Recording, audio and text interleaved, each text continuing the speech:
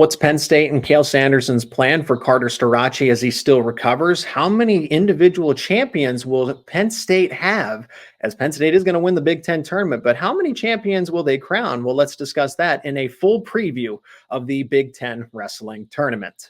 You are Locked On Nittany Lions, your daily podcast on the Penn State Nittany Lions, part of the Locked On Podcast Network, your team every day.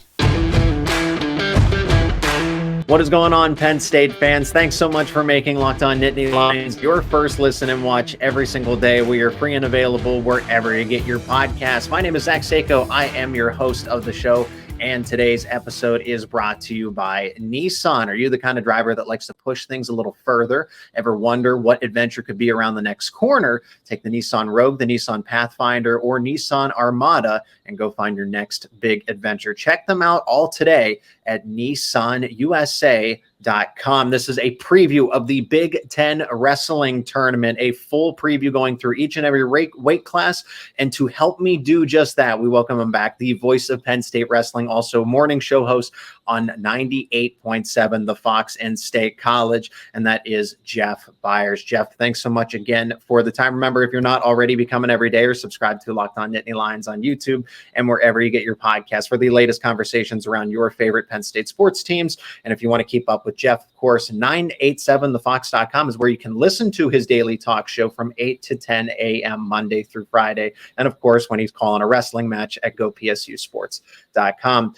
Jeff, the Big Ten tournament is here. It's postseason's finally here. We also have an update on Carter Starocci, but with all these preview episodes, start them the same way.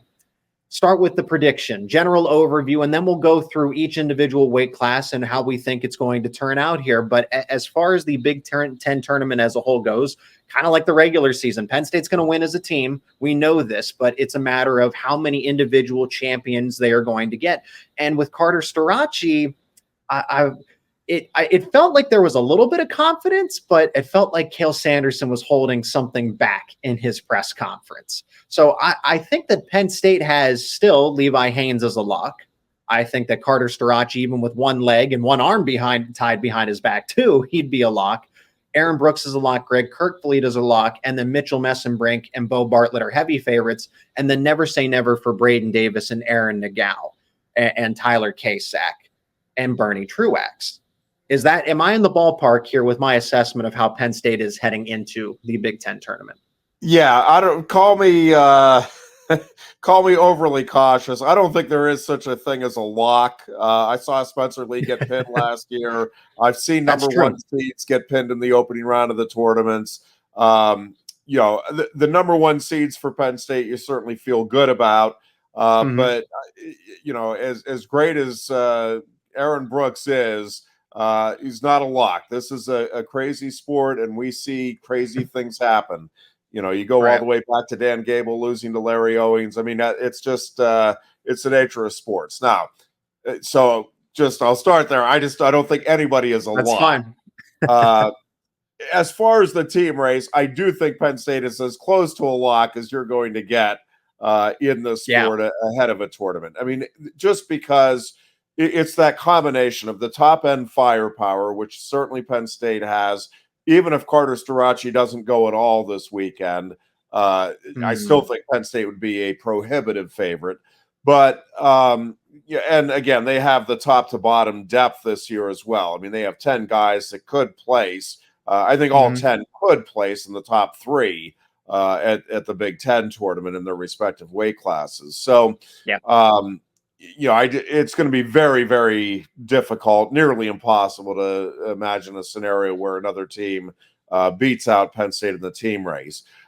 Individually, I do think there's a lot of really interesting storylines, both from Penn State's perspective and just from the conference as a whole. And obviously, you start with Carter Starocci, and we're just going to have to wait and see, Zach. I mean, I think there's a lot of possibilities here for what Penn State could do. I think a lot of it is just going to depend on how Carter is feeling on Saturday morning of the Big Ten tournament. My guess is, and this is a guess by me, but I think all things considered, Penn State would like to get him a match under his belt. Now, the danger there is the potential to re-aggravate or complicate the Right. injury.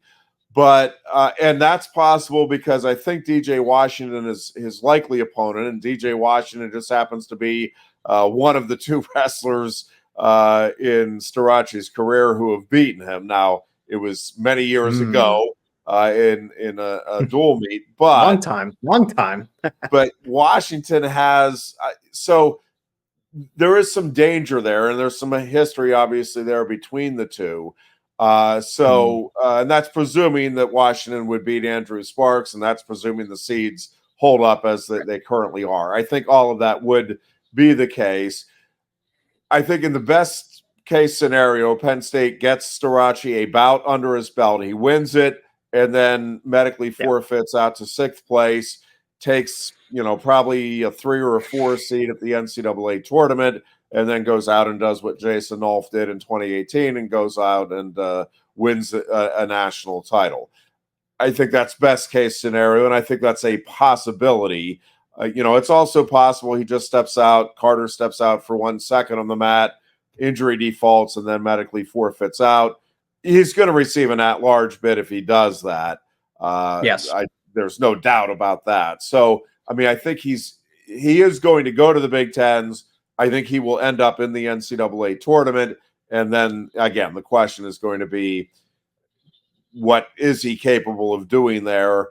And just because of his competitive nature, again, I think he will at least be very much in the mix for a national title there at 174. And I think that was very telling coming from Cael to say that when he was asked directly about it, that could a scenario with like Jason Nolf be on the table? And he said potentially, right? So it felt like this almost cautious optimism with where Carter is. And again, a leg injury, kind of similar to a back injury in almost any sport, wrestling, football. I don't think it's these things like that's your base, that's your power. So I'm not trying to discredit a broken hand, what Carter Starocci went through, but if this is a hyperextended knee and if this is somewhat a serious injury, he's going to need more recovery time than just this 12 days here, as talented as he is. But I'm still confident that, he could wrestle, but this is more than just you can bypass a Big Ten title because your eyes are set on the NCAA title above all else, because they're willing to sacrifice the win streak for this, right? Yeah, and listen, this comes down to mindset as much as anything. And listen, sometimes you just can't go. An injury is an injury, and you can't go. But it sure seems like Carter is going to go. And then it comes down to mindset. Yep, the knee is going to be hurting. Yep, you're not going to have the same leverage that you normally would. You're not going to be able to be the same wrestler that you normally are. But Carter is just such a competitor, and he has that mindset. All right, now I need to change my mindset from I'm going to dominate everybody to I am going to find a way to win every match I wrestle, no matter what. And, he is a kid that is capable of overcoming that. And there are not many, I think, as you said, at this late stage of the season that I would say, I still give him a shot. But Carter Starocci, I definitely do still give him a shot. He just is a guy that has battled injuries all of his life. So that's one thing, is this isn't new territory for him where, hey, I've never not felt great going into the postseason. No, he's been there plenty of times before. And so in that regard, I think he is helped by his past injury problems because it's not something new. Now, this particular injury, again, maybe a little different strategy that's involved here. But I think in terms of the mindset that he needs to approach it with, I think he'll be fine. And again, I think he'll be right there in the mix. There's a lot of really good guys at 174, and Carter Starocci on one leg, I think, is certainly obviously much more vulnerable, but I still think he's right in the mix, and it'd be hard to bet a whole lot against Carter Starocci given what he's done throughout his career. So we will preview 174 a little more in depth, given the situation with Carter Starocci and what that could mean for Terrell Bearclaw going into the weekend at the Big Ten tournament. Now we're going to go through weight class by weight class, 125 all the way through heavyweight at 285, and how the Penn State wrestlers' path will look in College Park, Maryland. The start of that 125 as we lead it off is coming up next here on Locked On Nittany Lions. Today's episode is brought to you by FanDuel. Get buckets with your first bet on FanDuel, America's #1 sportsbook, because right now new customers get $150 in bonus bets with any winning $5 bet. That's $150 if your bet wins. Bet on all your favorite NBA players, all your favorite NBA teams with things like quick bets, live same game parlays, exclusive props, and so much more. You can combine all your favorite bets into one bet, a parlay, with boosted odds and boosted winnings. All you got to do is visit FanDuel.com/lockedon and shoot your shot. That's FanDuel.com/lockedon to get started. FanDuel, official sportsbook partner of the NBA. The Locked On Podcast Network is making history. Locked On has launched the first ever national sports 24/7 streaming channel on YouTube, and now it's available on Amazon Fire TV in the free Fire TV Channels app. Locked On Sports Today is here for you 24/7, covering the top sports stories of the day with the local experts of Locked On, plus the national shows covering each and every league. Go to Locked On Sports Today on YouTube, and now you can find it available in the free Fire TV Channels app. And remember, if you want to keep up with what Jeff Byers does outside of wrestling, you can listen to him daily, 8 to 10 a.m. on 98.7 The Fox. That's your local sports talk station in State College, Pennsylvania, Happy Valley, 8 to 10 a.m. Monday through Friday. You can also stream it if you're out of the area at 987thefox.com.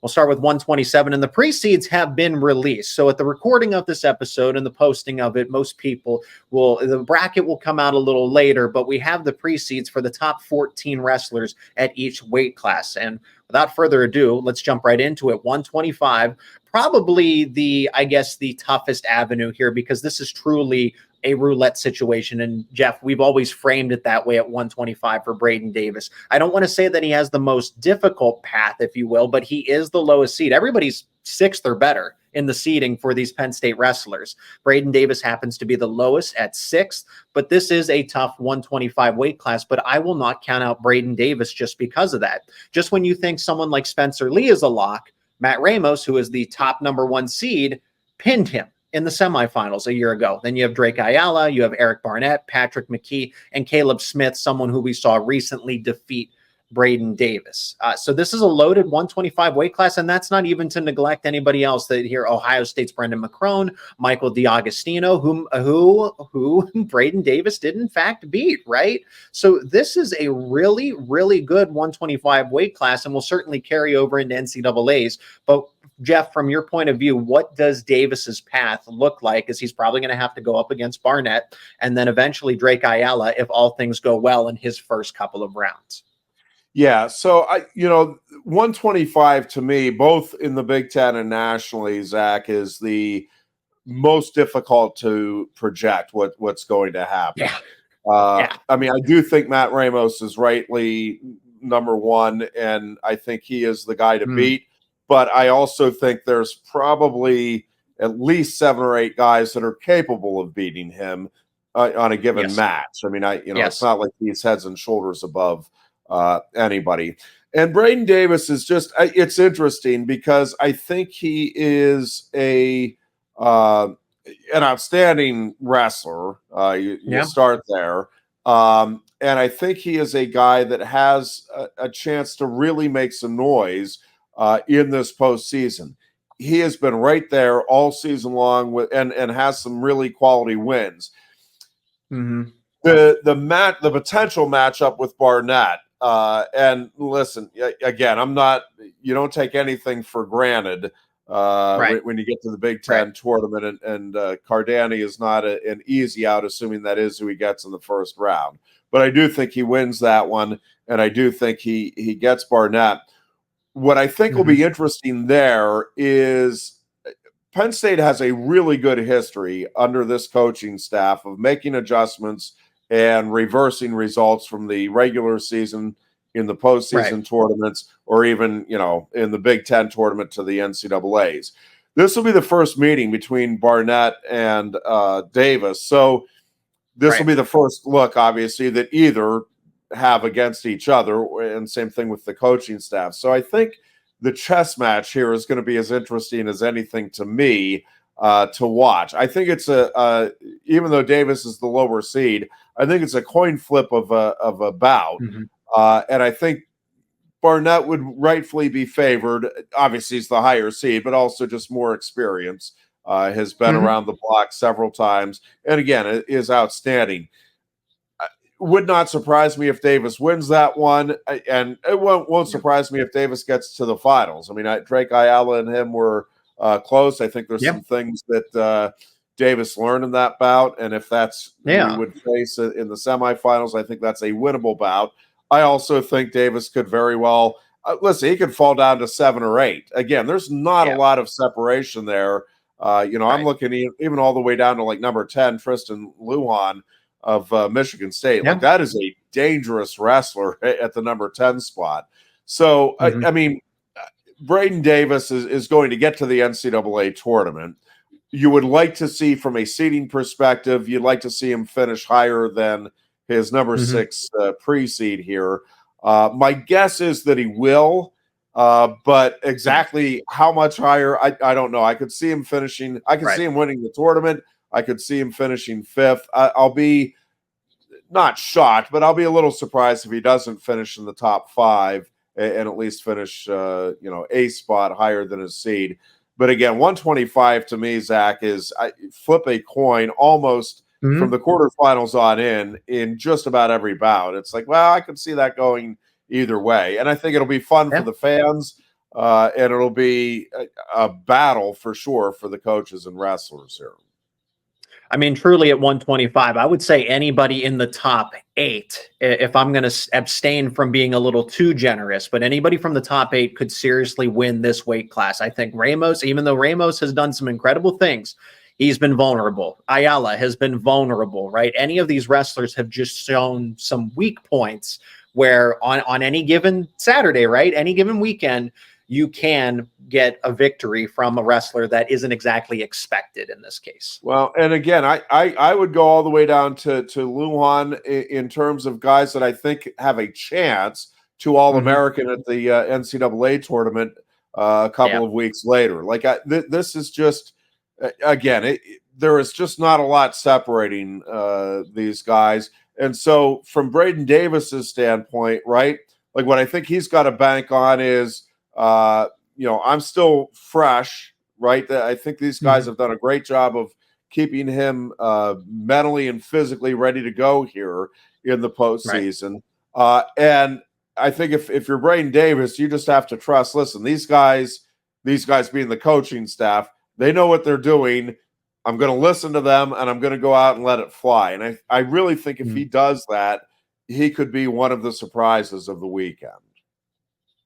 Let's move to 133. 133 pounds is where Aaron Nagao is. He's seated at number 5. The wrestlers ahead of him, Dylan Ragusin from Michigan, Dylan Shaver at number 2 of Rutgers, Nick Bazakis from Ohio State at number 3, and then Jacob Van D of Nebraska. We never saw Van D and Nagao get to happen, but I don't want to say obviously, right? Nothing's, as you're telling me here, nothing's a given, but we should expect to see a 4 versus 5 matchup between Nagao and then Van D, and then the winner would most likely move on to face Ragusin in that number 1 spot. So that's the way that side of the bracket shapes up. And honestly, for Nagao, that's why I say it's Nagao, even though as a 5 seed, it's really not that far. I don't want to say it's like the 125 where it's just a jack in the box. Anybody could show up and win, but Nagao, with his potential, and we saw him turn it on last postseason, could do the exact same thing again here now that it's March. Yeah, Zach, Aaron is just one of those guys. Aaron and Bernie, who we'll get to later, are just 2 guys that I really think are going to benefit from this coaching staff and just from their ability to learn from the regular season. Again, we'll see how it plays out. I mean, I think Nagao's seated properly here at number 5, but in my mind, Zach, if he goes out and wrestles the way he's capable of, and I think he's feeling good now at this stage of the season. He's finally gotten over the illness that was really, I mean, it plagued him for about a month there. I really think he is a guy that can go out and turn a whole lot of heads with his performance this weekend. There is not a guy there that I think he's not capable of beating. And I think he's a guy I feel really good about his chances of finishing substantially higher than his number 5 seed. I just think he's a guy that could end up winning the weight class, getting to the finals anyway. I do think the potential semifinal bout between he and Ragusin is going to be about as good as college wrestling gets. I just think those two guys have a really good feel for the sport, have a lot of confidence, have a lot of trust in their own abilities, and I think their styles match up well against each other. I think that's just going to be a very intriguing and fun bout for those that don't have a vested interest. I think that's one of those that you would just circle and say, yeah, I want to see that one. And I think if Nagao gets to the finals, I think he wins, right? He has to go through Van D and Ragusin in order to do that. But if and when he does, I don't think there's anything stopping him from winning at 133 pounds. And that's kind of what we discussed all season long, is that Nagao is setting himself up nicely on the outside looking in, but still shouldn't be considered distant from this top category here when he wrestles against Van D. And I know I'm assuming here, but that's the matchup I really want to see. Van D, a former Pennsylvania State wrestling champion in his own right, and then goes to Nebraska. We never got to see that matchup. So what should Nagao expect going up against a Van D in that hypothetical quarterfinal? Yeah, I think one of the keys there, I think, is going to be getting that first takedown. And both of those guys are very good at not allowing their opponents to get the first takedown. Like, I think that's going to be just fun to watch.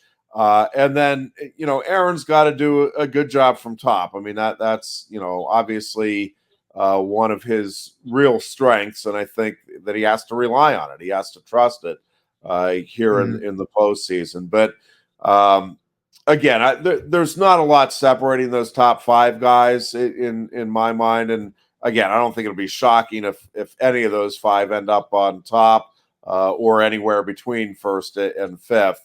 But I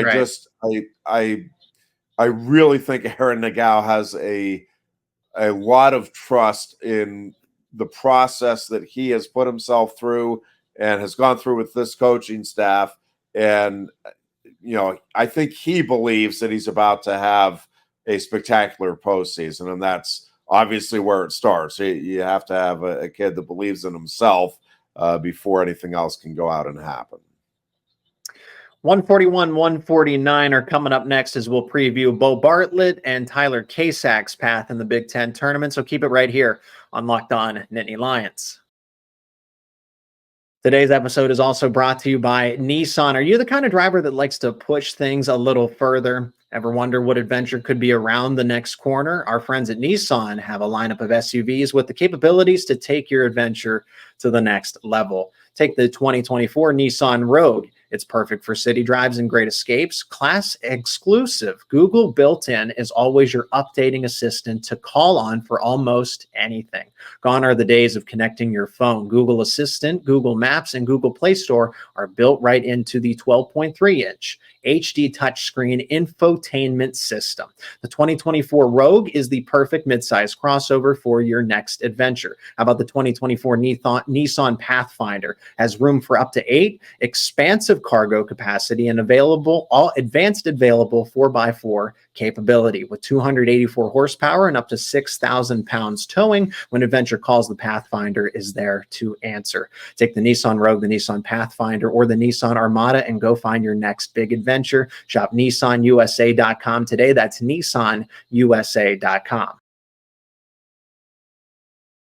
And remember, if you're not already, become an everydayer. Subscribe to Locked On Nittany Lions on YouTube and wherever you get your podcasts for the latest conversations around your favorite Penn State sports teams as we're talking wrestling here in the Big Ten tournament. Remember, if you want to keep up with Jeff, you can follow him along at gopsusports.com for wrestling coverage and more sports talk with 987thefox.com, where you can hear his live talk shows streamed, and then 98.7 FM if you are in the area for local sports talk. 141 and 149 in this segment to finish part one of the shows. This is a two-part to cover the entire Big Ten tournament here as we go through each individual weight class. Beau Bartlett. And why I didn't exactly characterize him as a lock is because when you look at this 141 class, Jeff, Jesse Mendez, Real Woods, Brock Hardy, Sergio Lemley, it's just so top heavy with the talent. And this is all in the Big Ten.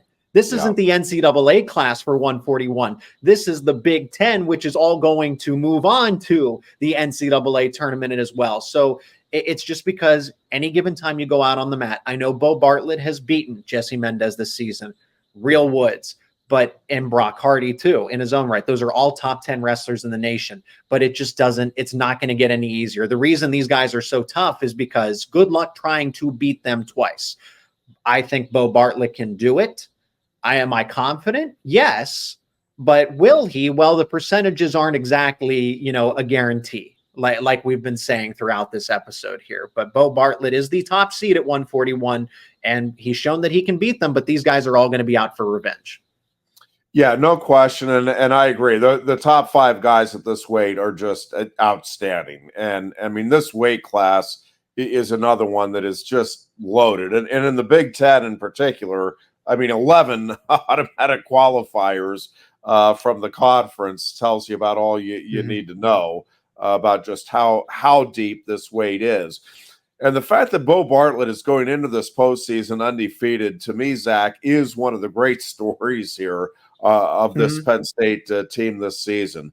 Bartlett, he's just taken his game to another level. He has a different confidence about himself. And, he knows how to win the tight matches. Yeah. Now, does that guarantee anything this coming weekend? No, because I'm with you. I think any of those top five guys are capable of going out and winning this thing on the weekend. But again, Beau has just been so consistent in terms of finding a way to win, taking control in the matches, and not dominating, but taking control in the matches against other top-ranked kids. To be honest with you, I know Real Woods was number one most of the season. I really think Jesse Mendez is in my mind a kind of a clear number two.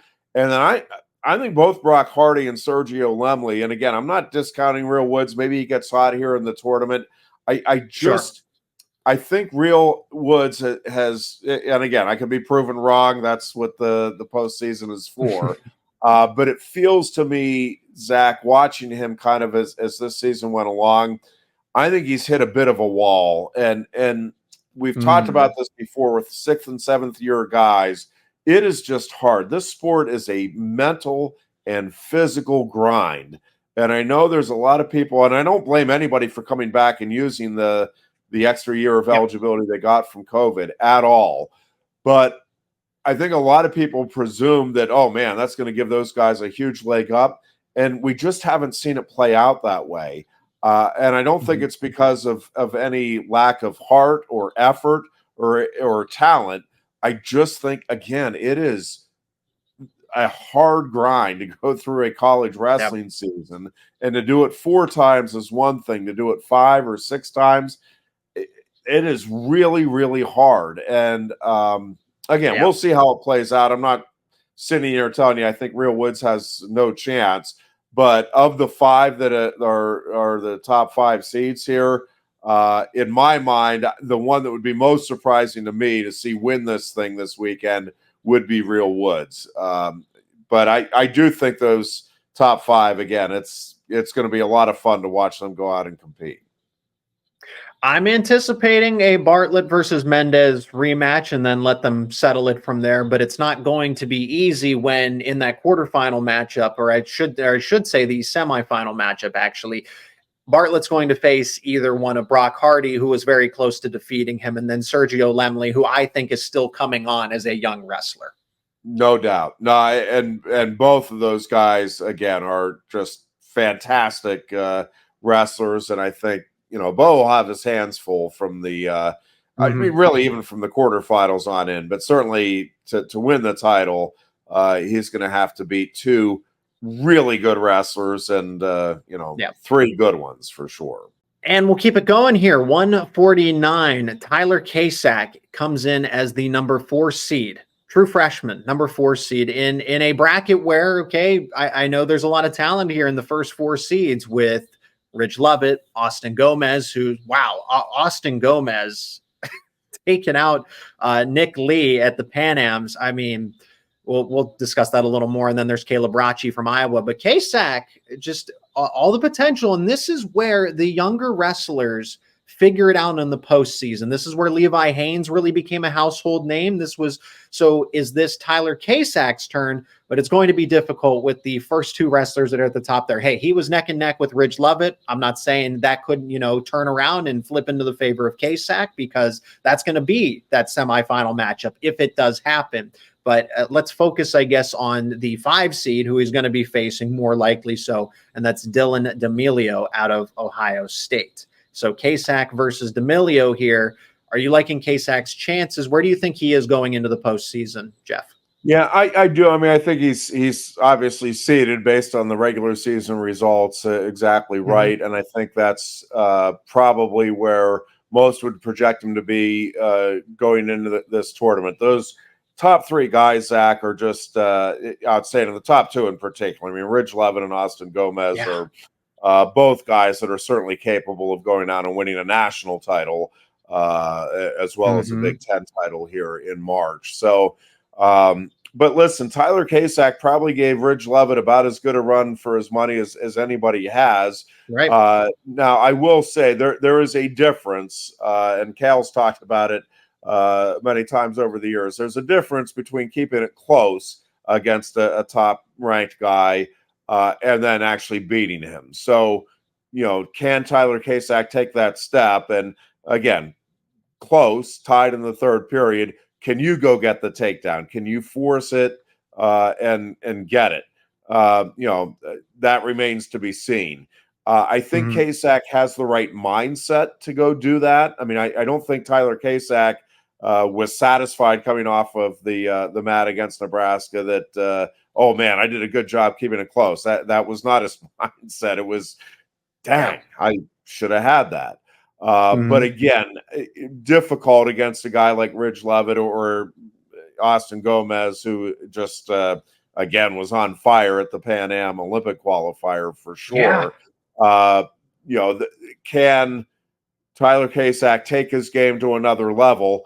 We'll find out. I think Tyler's right there, but, right there gets you to, maybe the second round of the NCAA tournament, maybe the blood round. Now can he go from right there to that next step? And I'm an All-American. I'm a national title contender. We're going to find out. I think, again, the mindset is there. I think Tyler Kasak is going to go out and let it fly. I think he has the confidence, and I think he has the ability, but the experience that Lovett and Gomez in particular bring with them is just awfully difficult to match. So if you're Tyler Kasak, I think you're going in there with the mindset, I'm going to go win a Big Ten title. Regardless of what happens, I think you then have the mindset, okay, lessons learned, we regroup. Or even if you win a Big Ten title, it's like, okay, I haven't really done anything yet. Now let's get back to work. And again, then you see what happens at the NCAA tournament. But right now, I think it's all part of the learning process, part of the maturation for Tyler Kasak. And again, I think regardless of the results, it's all good in terms of experience here that he gets for the postseason. And I will say the potential here for some of these matchups is just, Gomez Rachi alone would be worth the price of admission here. Lovett Kasak round 2 is probably worth the price of admission. And listen, Kasak D'Amelio is going to be a dandy in the quarterfinals as well. So again, hopefully, if you're Kasak, you get the win in the quarterfinals, and you at least get a feel again here for Ridge Levitt, and see if the experience you had a couple of weeks ago pays off in terms of taking that next step and proving that you are, in fact, a title contender. It's going to do it for part 1 here of the Big Ten tournament preview for the lens of Penn State wrestling as we go through each individual weight class to see what the path is like for that respective Penn State wrestler. So stick around for part 2 as we're going to pick it up with Levi Haines and move all the way up to heavyweight where Greg Kerkvliet is waiting as we preview the entire Big Ten tournament here on Locked On Nittany Lions. In part 2 of the Big Ten tournament preview, we're going to discuss 157 all the way through heavyweight. Could Penn State sweep all of these weight classes and crown an individual champion at the 6 spots? You are Locked On Nittany Lions, your daily podcast on the Penn State Nittany Lions, part of the Locked On Podcast Network, your team every day.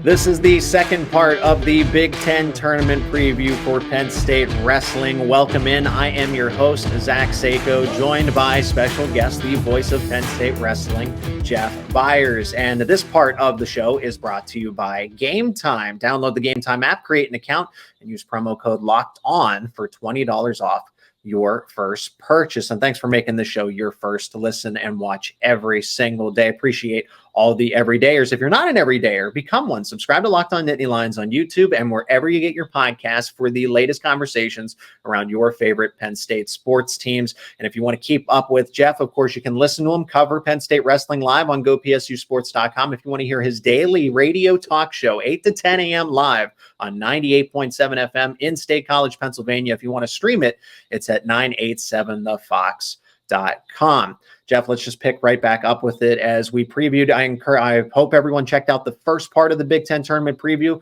Let's pick it up with Levi Haines at 157 and, quote unquote lock, but it as heavy as a favorite in this tournament. I mean, Carter Starocci healthy or one-legged Carter Starocci, he's going to be one of the biggest favorites in the tournament regardless. Same thing with Aaron Brooks. Same thing with Greg Kerkvliet. Levi Haines falls into that category as well. And at 157, it's his weight class to lose, but I don't think he's going to lose because we saw what he has done to a Peyton Robb, who was a top 10 wrestler, a Jared Franick, who is a top 10 wrestler. I know there's Brayton Lee is somebody he hasn't exactly faced. Chase Saldate gave him, I guess, a little bit of a challenge early in the season here. Will Lewan still in this class?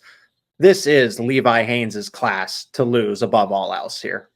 Yeah, it really is a very good weight class, but that match with Saldate, Zach, for whatever reason, was a turning point for Levi Haines. Since that bout, Levi has just looked like the Levi that stormed through the NCAA tournament to the finals a year ago, and maybe even a little better. It just he is just really on top of his game right now, wrestling with a lot of fire. Yeah.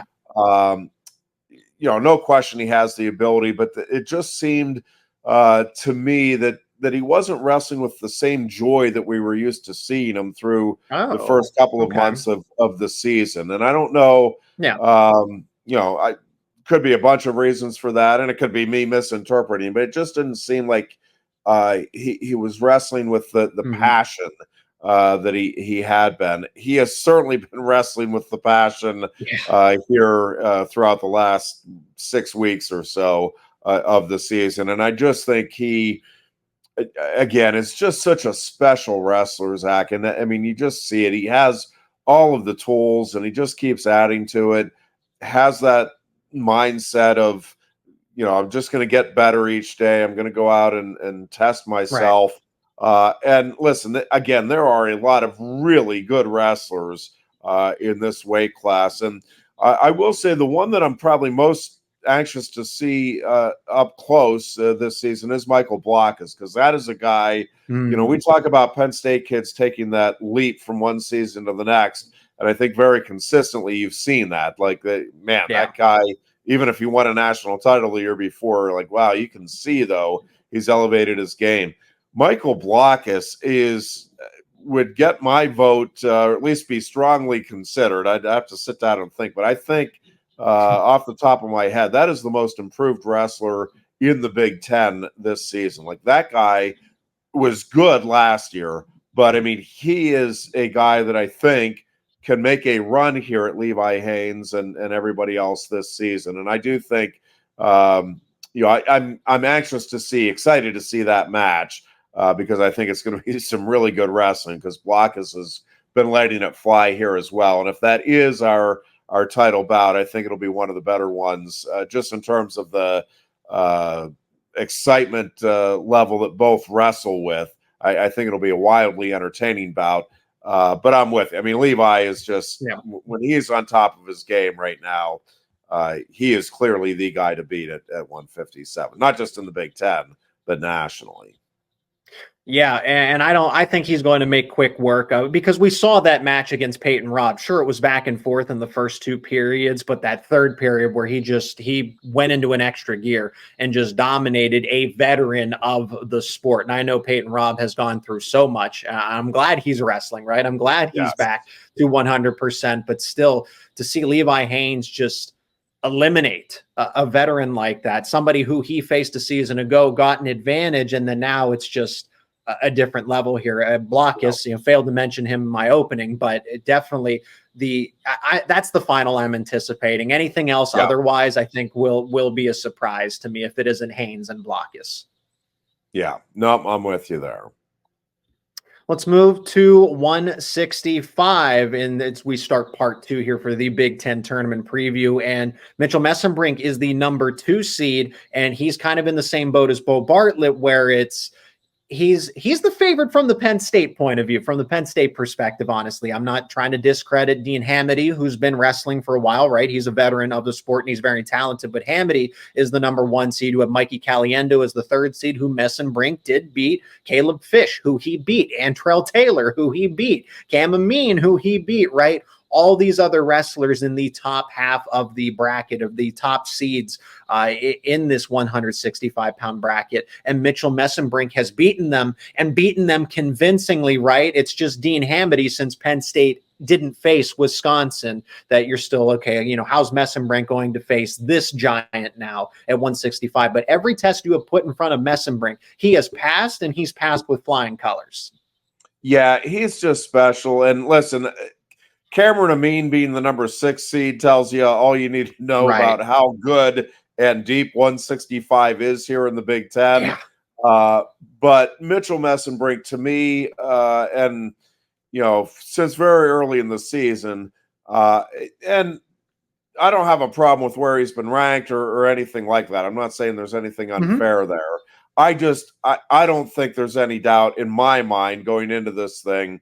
And again, 165 is a loaded weight class. Like, there are a lot of really good wrestlers out there. Julian Ramirez and, the 6 guys here in the Big Ten, all are outstanding.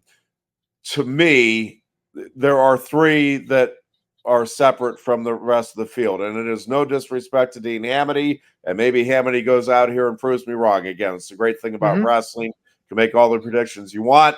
The guys are going to go out there and settle in on the mat. To me, it's Keegan O'Toole, David Carr, and Mitchell Mesenbrink. And I think those 3 are just in a little different level. And again, I think Dean Hamady is a great wrestler. I think Michael Caliendo is spectacular. I mean, he is fun to watch. Caleb Fish is a really dangerous wrestler. That guy is never out of any bout against anybody.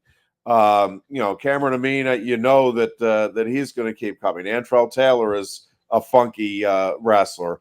But again, to me, at the end of the day, there are 3 guys, and yes, I include Mitchell Mesenbrink. I know a lot of the national analysts will tell you it's 2 guys. It's O'Toole and it's David Carr. I really think it's Mesenbrink, O'Toole, and Carr, and one of those 3 I think those are going to be your top three finishers. What order they finish in, I think that's going to be a lot of fun to see at the NCAAs. But I'm expecting Mitchell Mesenbrink to go out and win the Big Ten title this weekend and make a statement in the process.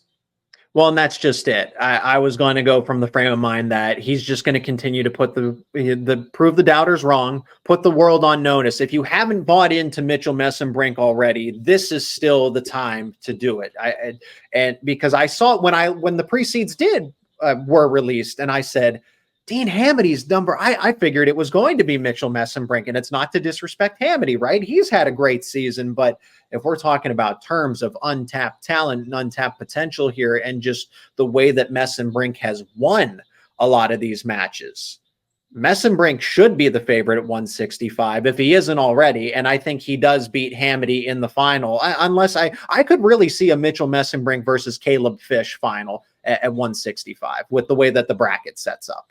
Yeah, again, Fish he's just really, really dangerous. Like I'm with you. I think that I think both of those potential semifinal bouts are dandies. I know Mesenbrink kind of controlled Caliendo in that first meeting. I do think Caliendo is one of the few guys that can go 7 minutes with Mesenbrink in terms of keeping the energy level up and keeping the pressure.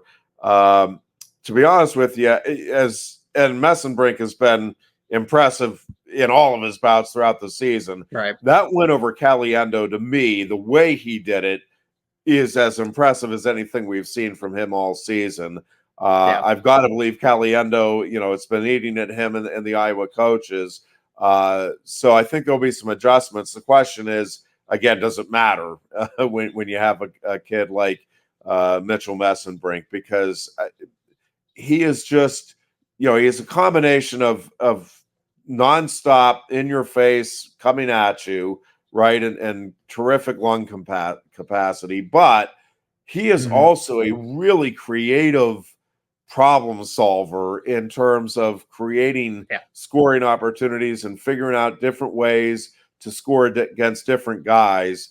And again, to me, Zach, he is already right there with the David Taylors and the Jason Nolfs. I mean, to me, he's that caliber of wrestler. He just happens to be in a weight class where, again, I think Keegan O'Toole and Carr are both also elite wrestlers. I mean, I think those three are all elite. And I think that's going to be a whole lot of fun. I think this Big Ten tournament is going to be fun at 165, but I think at the NCAAs, look out, because that is going to be must-see wrestling. Still to come, 174 with Carter Starocci, with him, without him. We're going to discuss that. And also, could Bernie Truax, like you mentioned earlier in the preview, Jeff, could he turn it on in the postseason? And he's just a veteran of the game. He knows what he's doing here. That's coming up next here on Locked On Nittany Lions. Today's episode is brought to you by Gametime. You got to download the Gametime app because buying tickets to your favorite events should not be stressful. Gametime is the fast and easy way to buy tickets for all of your sports, music, comedy, and theater near you. Some of the things that I like about the Gametime app experience, because I use Gametime myself, it's the last minute tickets, but it's the flash deals, the discounts you get on those tickets. It's easy to find and buy tickets for every kind of event in your area. Gametime does an excellent job of sorting everything so that you're not trying to research so many different events. It's all sorted for you in the Gametime app, and probably the best feature, image views of the seats. So you're not second guessing. You're not wondering what your point of view is going to look like before you get to the venue. You know ahead of time. Lowest price guarantee and event cancellation protection are also included. So snag the tickets without the stress with Gametime. Download the Gametime app, create an account, and use promo code Locked On for $20 off your first purchase. Terms apply. Again, create that account, redeem code Locked On for $20 off your purchase. Download Gametime today. Last minute tickets, lowest price guaranteed. And the Locked On Podcast Network is making history. Locked On has launched the first ever national sports 24/7 streaming channel on YouTube, and now it can be found on Amazon Fire TV and the free Fire TV channels app. Locked On Sports Today is here for you 24/7, covering the top sports stories of the day. the local experts of Locked On, plus the national shows covering each and every league. Find Locked On Sports Today on YouTube and now available on the free Fire TV Channels app. And remember, if you want to keep up with what Jeff Byers does, the voice of Penn State wrestling, he will be covering the entire Big Ten tournament this weekend from start to finish over on GoPSUSports.com. You can also listen to his daily morning show on 98.7 The Fox Sports, local in State College, Pennsylvania. You can stream it at 987thefox.com or tune that dial to 98.7 FM if you are in the area. 174. We previewed it at the top of the show just because Cael Sanderson had his press conference. And again, it seemed cautiously optimistic with Carter Starocci's a fighter. He's a warrior. He's as tough as nails, but you can only, right. It's kind of the same thing with, in the case of like Father Time, right? You can only outrun Father Time for so much. It's the same thing. We're all human. We're going to suffer injuries, bumps and bruises along the way, and some of them more serious than others here. It seems like the game plan at 174, Penn State doesn't need Carter Starocci to win a Big Ten tournament as a team. The focus is not on the winning streak, not a Big Ten title, but the NCAA title here. And from what we're gathering here is that they're going to possibly take, more likely than not, the Jason Nolf approach, wrestle Carter Starocci, have him default at some point so that he qualifies as an at-large for the NCAA championship. So, Jeff, correct me if I'm wrong here, because still I want to understand this, and I know the viewers, the listeners want to understand this too. Where can Terrell Barraclaw factor into this tournament at all based on what they have planned for Carter Starocci? It's basically they're punting at 174, right? Is that what we're going for here? Yeah, unless something happens between now and the Big Ten tournament, like some kind of freak thing with Carter Starocci, I don't think. I mean, Barraclaw will go to the Big Ten tournament as a warm-up partner, but Carter Starocci, barring something unforeseen, is going to be the entrant for Penn State at 174. I think that the question is, and I don't think we're going to get an answer here until the guys actually walk out on the mat, and then we see what happens.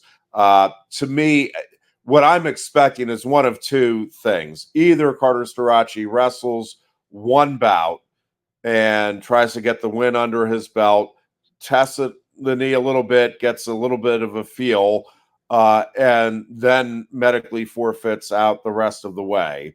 And, ideally would get the win in that first bout and then medically forfeit out to sixth place. Or he steps on the mat for 1 second and then injury defaults that first bout and then medically forfeits out and just gets the at-large bid.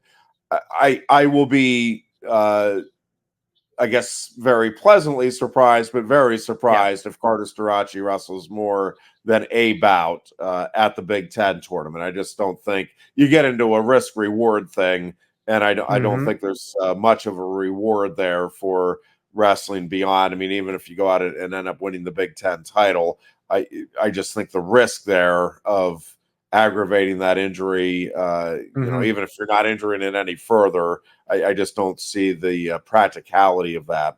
Now, again, maybe I'm proven wrong and he goes out there and wrestles and looks great and wrestles the whole way through. But what I'm expecting is, again, one of those two scenarios. Either he tries to wrestle one whole bout and get a win.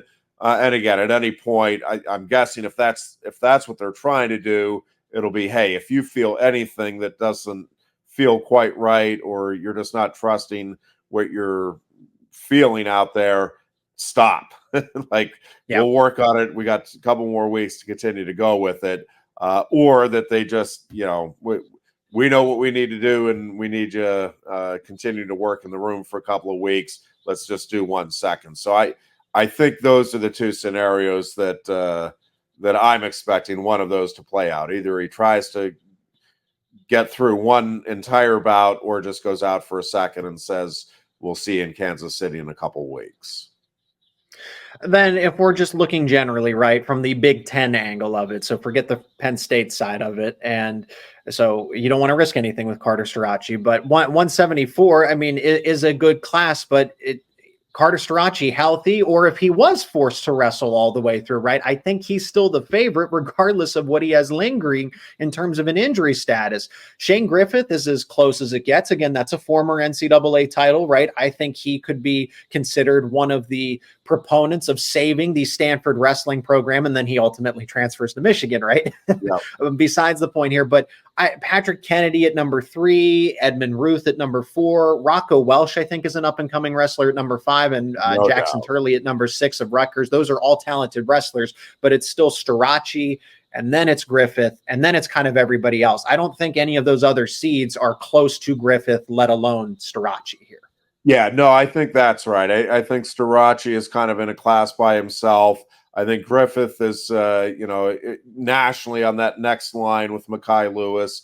And then, then I think there's a group there probably headed up in the Big Ten by Patrick Kennedy, but I don't think there's much separation there between Kennedy, Ruth, and Welsh. In my mind, those are the next group. And again, it's not a wide separation, but to me, it is a clear separation. It's clear. Healthy Starocci, then I think you're down to Lewis and Griffith. And then, again, I think there's a group, including at least those 3 in the Big Ten with Patrick Kennedy, Edmund Ruth, and Rocco Welsh, who I agree. Zach, I think he's a guy to keep your eye on here in the postseason in terms of a guy that could surprise and open some eyes a bit with his performance, both at Big Tens and certainly at NCAAs in a couple of weeks. Pennsylvania State wrestler, right? Penn State gets the best of the best, but in the state of Pennsylvania, there's still Rocco Welsh, a Pennsylvania State champion and native, of course, as well. Just for the wrestling fans, the diehard fans certainly know that, but I wanted to throw that out there. Let's move to 184. Bernie Truax, again, transferring into Penn State as this grad transfer, and I guess I don't want to say like, oh, he hasn't lived up to the expectations or anything, but just because the expectations have been so lofty as someone who's been a All-American at multiple different weight classes, right? So you're already kind of carrying those expectations to begin with. It's a burden that I'm sure he's willing to carry, right?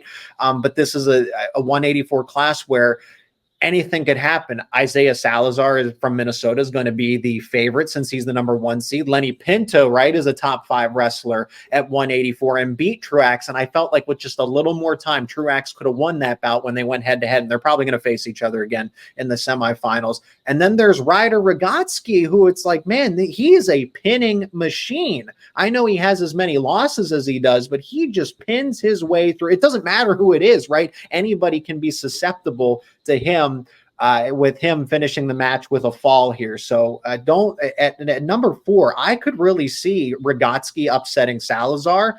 I could see Truax again reminding us all why he's been a All-American at this point in his career. But what's kind of the toughest avenue here for Truax as he navigates a very competitive 184 class? Well, I will say that there's a couple of things. I think Bernie Truax has kind of reworked his game throughout the course of the season. I think there were some specific things that they wanted, they being the Penn State coaches, wanted to adjust with his game.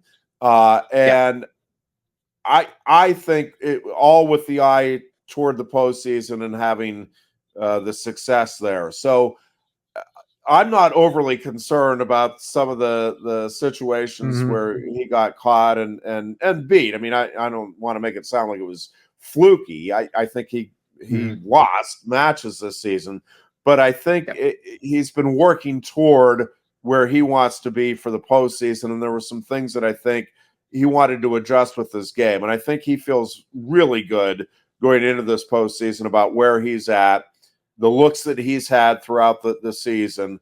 I will say the quarterfinal matchup against Malcheski is not an ideal matchup for Truax or anybody.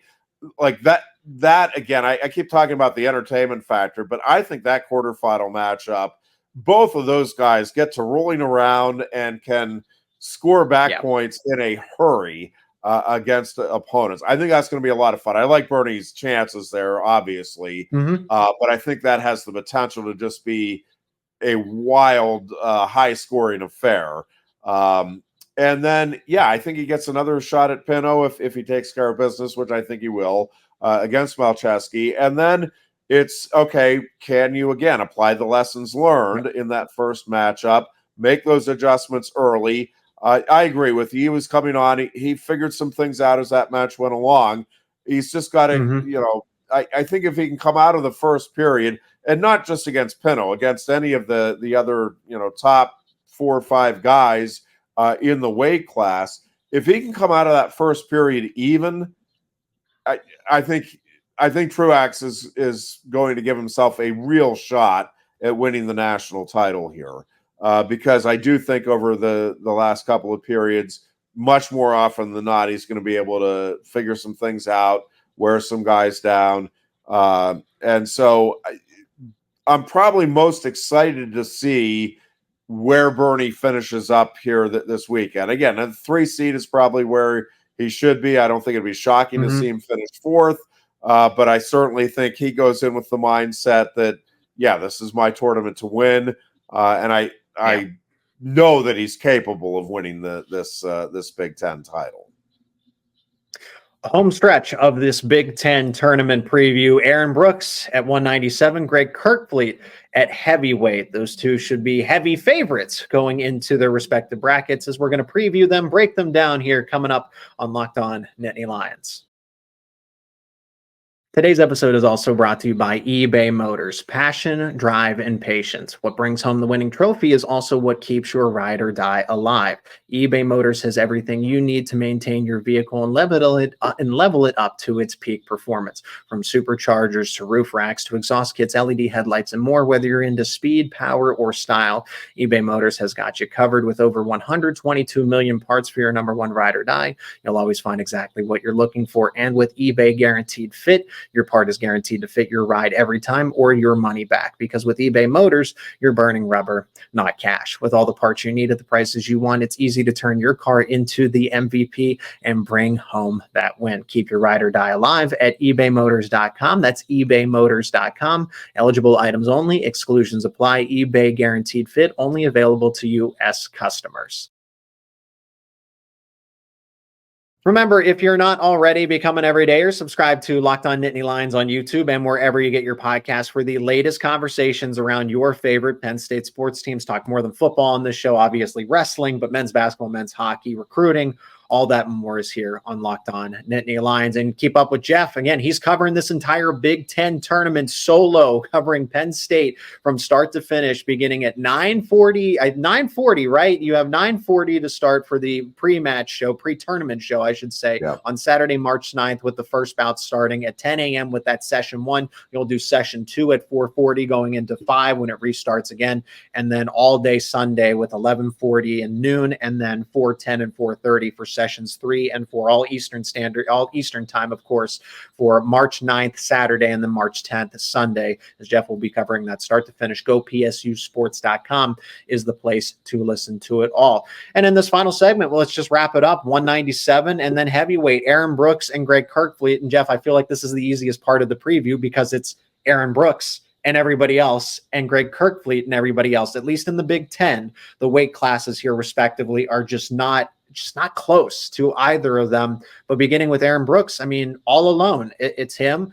Dominated Jackson Smith, right? Major decision. Zach Glazier. Glazier kept it close, though, when they were head-to-head. I like that bout. I like the fight that Glazier had there, but still just noticeable distance. Same thing with Silas Allred. He hasn't faced Garrett Joles this season. We saw him make quick work of Luke Geog here. But Aaron Brooks, again, if he is something crazy is going on if he doesn't win the Big Ten title here at 197.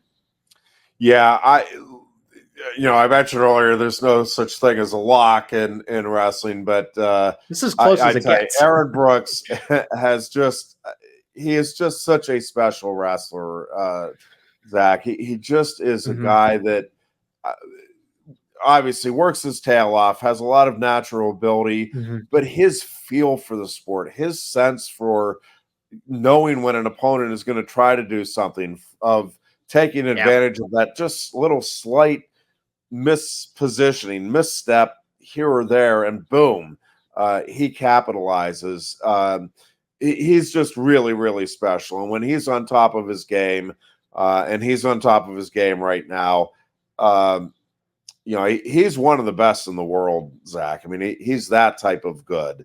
And I just think, again, never guarantee anything in sports, but it is going to take something really spectacular from somebody to even give Aaron Brooks a run here this postseason, let alone actually pull off, what would be an upset of the ages.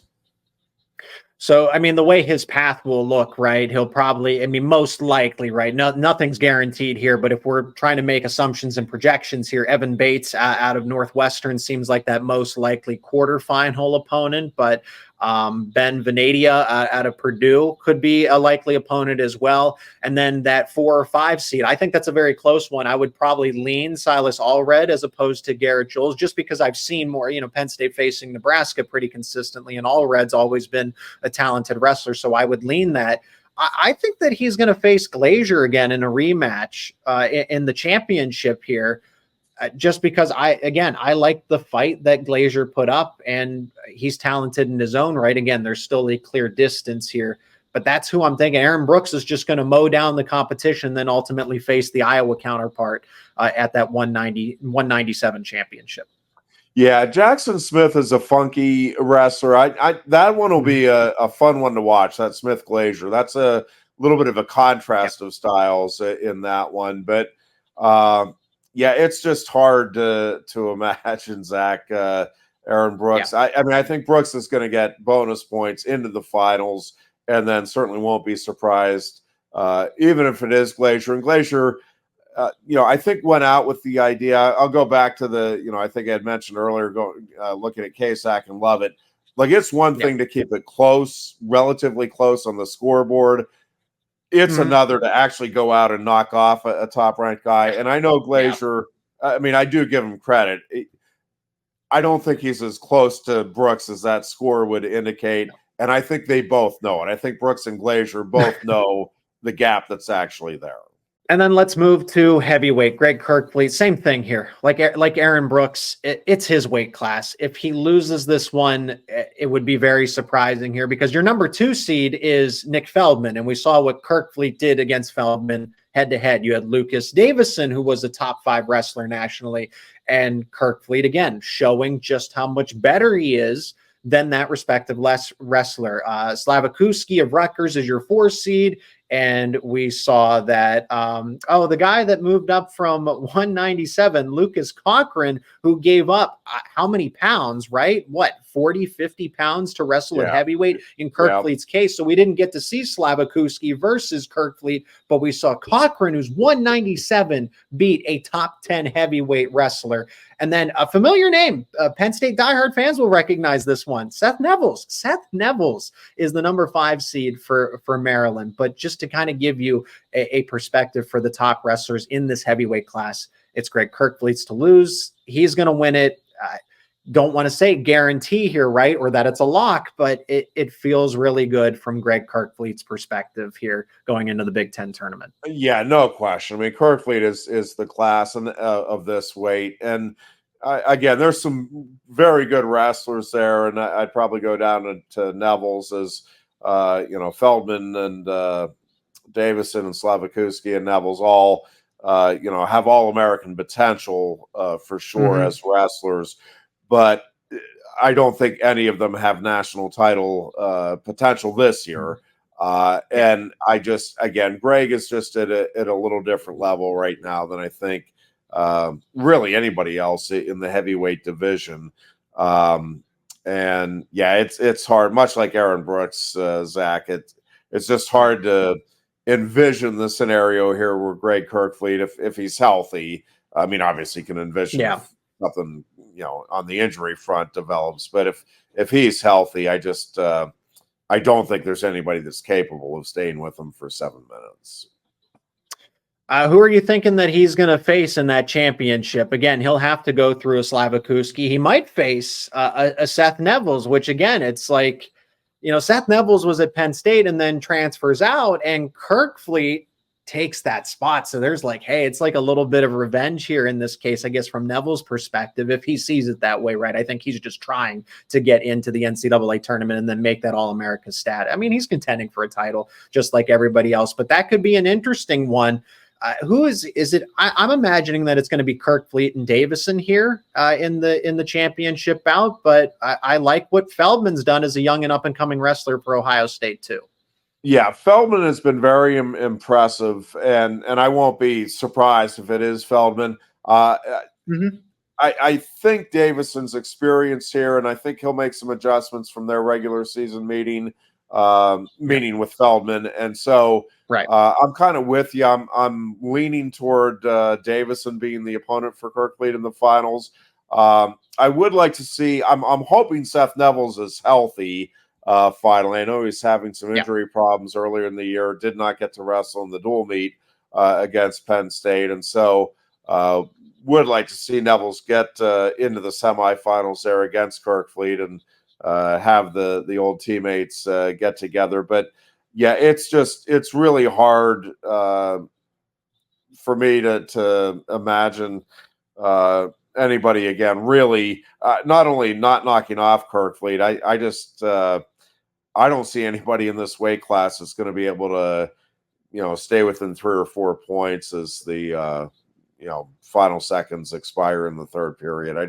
I think Kerkvliet has a chance to bonus point his way through the entire tournament. And before we totally finish it up here, Jeff, Penn State's going to win as a team. They're going to be the Big Ten postseason tournament champions as well, in addition to the regular season.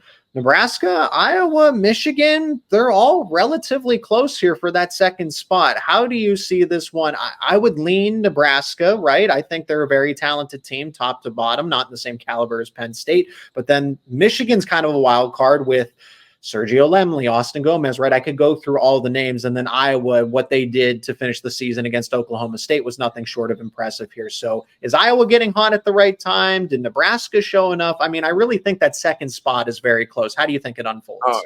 I think it is. And I'll throw a couple of other, I know, I feel like everybody is and understandably and probably rightfully so, is throwing out Nebraska, Michigan, and Iowa. I wouldn't go to sleep completely on either Minnesota or Ohio State. Ohio State is a really young team. I'm not expecting that they're going to run up this year. I do think they've got some really bright days ahead of them.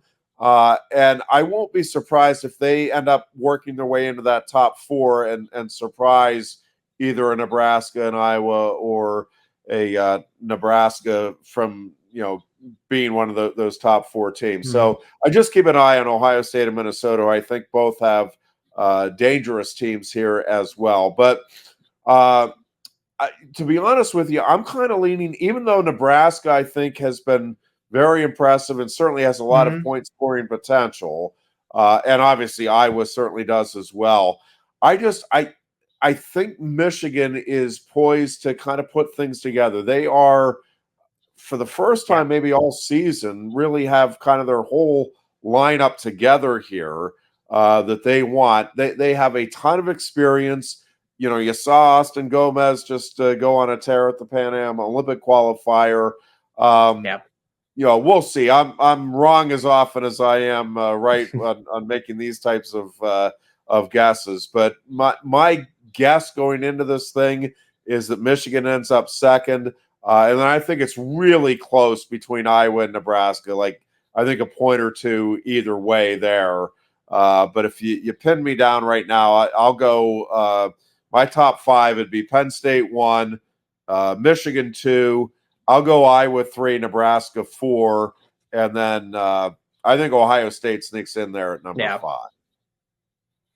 Yeah, I think I would put Nebraska at that second spot just because I really like that team. But I didn't want to leave out Michigan because, like you said, it's just with some of the right pieces coming together. And I think people sometimes forget it's like, hey, they do have Austin Gomez has battled injuries, right? Transfers in. Shane Griffith transfers in. There's a lot of talent there, but it would not surprise. I'll go Penn State, Nebraska, Michigan, Iowa. I just think they have some better point scores, right? Bonus points matter here, folks.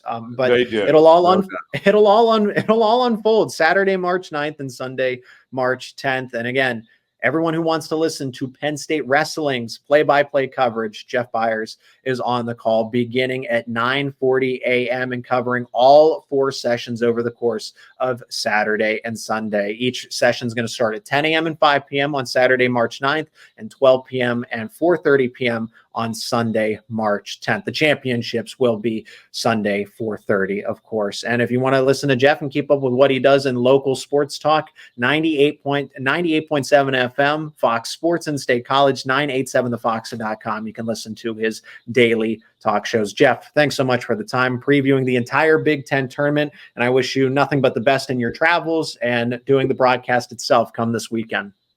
Thanks, Zach. Looking forward to it, that's for sure.